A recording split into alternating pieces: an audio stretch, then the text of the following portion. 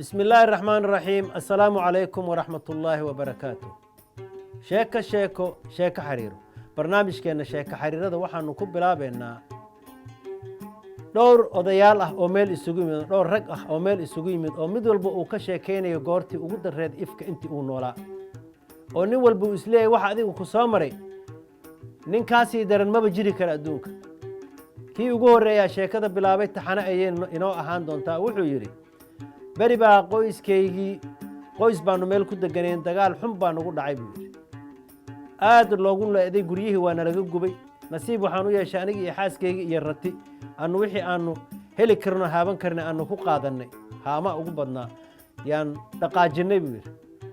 laba wiiloo anigoo aan dhalay iyo xaaskayga iyo aniga wadda halkan haan helnay annagoo wax kale oon sidan aan jirin gurigii la baaba'ashay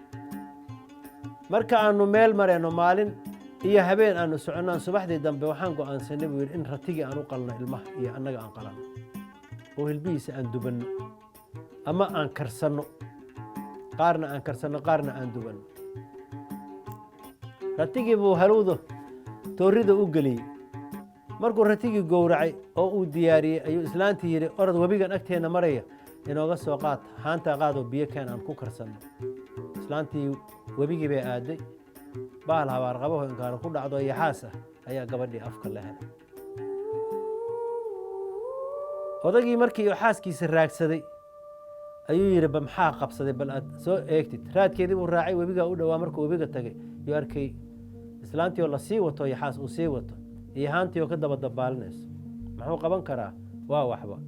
dib buu u soo laabtay show intii uu maqnaa ayaa labadii koreeye yaryarka ahayd mid wuxuu yidhi aabba sidii uu toorrida bahalkan u gelinaya ma arkaysa ratiga u qalaya saasoo kale kuuq intuu qaaday mindidii ayuu sidaa halkaa uga geliyay buu yidhi waaba xaluuliyaba wiilkiina meeshuu ku dhintay odayga markuu yimid kii oo naxsan oo meesha ooyaya iyo wuxuu u yimid kii kaleoo meyd ah wax kale ma haysan go'iisii caddaa'i uu sita ayuu ku xabaalay karis iyo sheekadaas waa dhammaatay cunugii buu degta saartay waa dhaqaajiyey gooray casarkii tahay ayuu ari ku baxay ariga waxaa la jirta gabarh gashaanti ah markay gabadhii isha qac isku siiyeen buu geed ku gabaday ilaa waa ninkaa qaawanoo cunuga dhabar ku sitee wayna shakado waxay tiri alla hebel u ekaasho orod bay isxaabisay iyadoo colcolaadinayso reerkoodii ayay ku dhex dhacday aabbaheed bay arrintii ugu waranto waxay tihi nin aan u malaynayo hebel inuu yahay oo muluq ahoo qaawan wiilna degta garbaha ku wata ayaan arkoo meesha ariga agteeda jooga baryahanna xantaa colaaddaas laga cabsanaya waa jirtaa wuxuu ogaaday wuxuu dareemay wuxuu maleeyey inuu ninkaas yahay go' buu horey u soo qaaday odaga caaqil buu ahaa ninkii buu go'i u tuuray meeshii buu ku labistay ayaamo kadibna gabadhii gashaantida aheedee aragtee tan dhimatee marxuumadda aheyd da'dii ku xigtay ayuu ku meheriyey halkaas wuxuu yidhi markaas nolol cusubaa meeshay iiga bilaabatay alxamdulilah rabbialcaalamiin laakiin dhibkaas ayaan soo maray dhib ka daranna ma jiro